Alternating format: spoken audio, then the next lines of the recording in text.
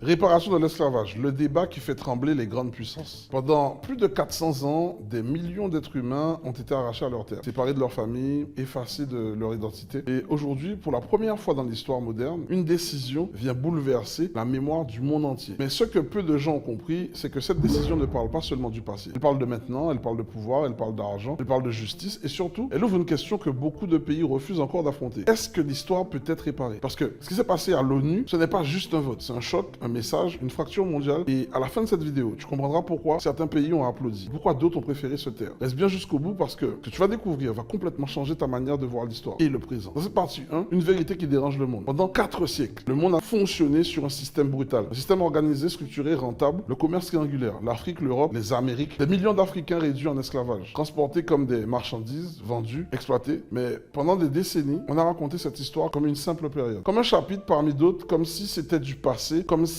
ça n'avait plus d'impact aujourd'hui. Et c'est précisément ça que la résolution de l'ONU vient briser. Parce que ce mercredi, l'Assemblée générale a déclaré que quelque chose de lourd, très lourd, l'esclavage des Africains et la traite transatlantique sont parmi les crimes les plus graves contre l'humanité. Pas juste un crime, un des plus graves. Et ça change tout. Pourquoi? Parce que les mots comptent. Qualifier un événement de cette manière, ce n'est pas juste symbolique, c'est juridique, c'est politique, c'est historique. Et surtout, ça ouvre une porte vers quelque chose que beaucoup redoutent, les réparations. Mais attention, le Ghana, qui a porté ce texte, est très clair. Leur objectif n'est pas de désigner des coupables, ni de pointer du doigt des générations actuelles. Le ministre des Affaires étrangères a dit lui-même: nous avons choisi la mémoire plutôt que le silence. Et cette phrase, elle est puissante. Parce que pendant longtemps, le silence a été confortable, plus simple, moins dérangeant. Mais aujourd'hui, ce silence est en train de disparaître. Et c'est là que ça devient intéressant. Parce que reconnaître une vérité, c'est une chose, mais en assumer les conséquences, c'en est une autre. Et dans la suite, tu vas comprendre pourquoi ce vote a créé une fracture mondiale. Une fracture qui révèle des tensions profondes entre les pays. Si tu veux comprendre ce qui se cache vraiment derrière cette décision, reste jusqu'à la prochaine partie, tu risques d'être surpris. Dans cette partie 2, le vote qui divise le monde. Ce moment à l'ONU n'était pas juste un vote administratif. C'était un moment chargé d'émotions, mais surtout un moment révélateur. Parce que quand le résultat est tombé, 123 voix pour 3 contre, 52 abstentions, le monde s'est littéralement dessiné sous nos yeux. Et la première question que tu dois te poser: pourquoi un texte sur la mémoire crée autant de divisions? Parce que derrière les chiffres, il y a des intérêts, des positions, des stratégies, et surtout, il y a des peurs. Dans la salle, l'atmosphère était particulière, des applaudissements, de l'émotion, mais aussi un silence lourd, un silence qui en dit long. Un des moments les plus marquants, ce n'est même pas un discours politique, c'est une voix, celle de la poétesse barbadienne Esther Phillips. Elle lit un texte lentement, une petite fille qui marche sur une ancienne plantation, et entre ces mots, des silences, des pauses, comme si même les mots n'étaient pas suffisants pour porter cette mémoire. Et ça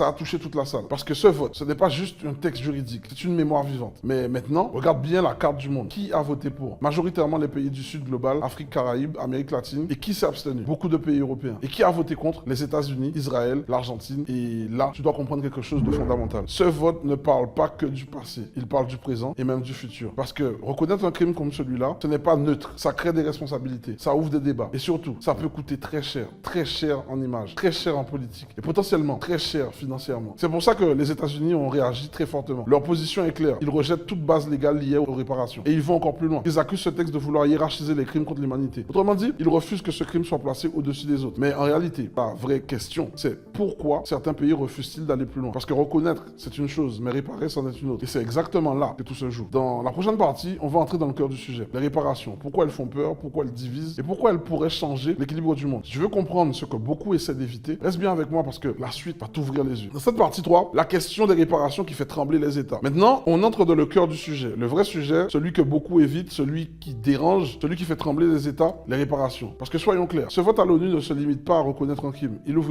une porte vers une question simple, mais explosive. Est-ce que les conséquences de l'esclavage doivent être réparées? Et là, tout change. Parce que parler de mémoire, c'est acceptable. Parler de reconnaissance, ça passe. Parler de réparation, ça devient politique, ça devient économique, ça devient stratégique. Le Ghana, à l'origine de cette résolution, ne parle pas simplement de symboles. Non. Il porte une revendication juridique. Et ça, c'est une différence énorme. Juridique égale obligation possible. Et derrière eux, il n'y a pas qu'un seul pays. Il y a tout un bloc, l'Union africaine, mais aussi la communauté caribéenne, CARICOM. Depuis plusieurs années, ces pays travaillent sur un plan très structuré, en 10 points. Pas juste des excuses, pas juste des commémorations, des actions concrètes, éducation, santé, développement économique, rééquilibrage des richesses, parce que leur logique est simple. L'esclavage n'a pas seulement détruit des vies, il a créé des déséquilibres qui existent encore aujourd'hui. Des inégalités économiques, des retards de développement, des fractures sociales. Et selon eux, ces conséquences doivent être prises en compte. Mais évidemment, tout le monde n'est pas d'accord, parce que derrière cette idée de réparation, il y a une peur gigantesque. Combien ça coûterait? Et surtout, qui devrait payer? Parce que si on ouvre cette porte, les montants pourraient être colossaux. On parle potentiellement de centaines de milliards, voire plus. Et là, tu comprends pourquoi certains pays freinent très fort même. Parce que ce n'est pas seulement une question morale, c'est une question de pouvoir. Reconnaître une dette historique, c'est accepter de redistribuer une partie de ce pouvoir. Et ça, Aucune grande puissance ne le fait. Facilement en tout cas. Attention, il est encore plus profond parce que ce débat ne concerne pas uniquement les États. Il concerne aussi notre manière de voir l'histoire. Et est-ce que le passé est terminé ou est-ce qu'il continue d'influencer le présent? Et si oui, jusqu'où doit-on aller pour corriger ça? Et c'est exactement la question et la position de certains pays. Comme la France devient intéressante parce qu'ils reconnaissent le crime mais refusent les réparations. Pourquoi? C'est ce qu'on va voir maintenant. Reste bien concentré parce que la prochaine partie va te montrer comment certains pays naviguent entre mémoire et refus d'assumer. Partie 4, la position de la France. Reconnaître sans réparer. Maintenant, zoom sur un pays clé dans ce débat, la France. Parce que sa position est très particulière. Elle ne dit pas non frontalement, mais elle ne dit pas oui non plus. Elle s'abstient et cette abstention, elle n'est pas un hasard. Elle est stratégique. Depuis plus de 25 ans, la France suit une ligne très claire. Reconnaître, commémorer, mais ne jamais réparer financièrement. Et pour comprendre ça, il faut remonter une loi importante, la loi Taubira, adoptée en 2001. Elle reconnaît officiellement la traite négrière et l'esclavage comme crime contre l'humanité. À l'époque, c'est une avancée majeure. La France fait partie des premiers pays à poser ce mot-là, crime contre l'humanité. Mais depuis, la position n'a jamais changé sur un point précis. Pas de réparation financière. Et lors du vote à l'ONU, l'ambassadeur français a été très clair. La France parle de mémoire, reconnaissance, travail historique, mais jamais de compensation économique. Pourquoi à votre avis? Parce que pour la France, la réparation est symbolique, pas juridique, pas financière. Et cette nuance, elle est essentielle. Parce que reconnaître un crime, ça ne coûte rien aujourd'hui. Mais réparer, ça engage. Et ça engage sur plusieurs niveaux. Financier, politique, historique. Parce que si la France accepte, alors d'autres demandes pourraient suivre. Et pas seulement liées à l'esclavage. C'est une porte qu'elle ne veut pas ouvrir. Mais attention, cette position est de plus en plus contestée. Des associations, des intellectuels, des mouvements politiques tentent depuis des années de faire évoluer cette ligne. Sans succès pour l'instant. Et c'est là que tu dois comprendre quelque chose de fondamental. Le monde est en train de changer. Avant, la mémoire suffisait. Aujourd'hui, elle ne suffit plus. Les pays du Sud global demandent plus. Ils demandent justice. Et ça crée une tension. Une tension entre deux visions du monde. Une vision basée sur le souvenir et une vision basée sur la réparation. Et cette tension,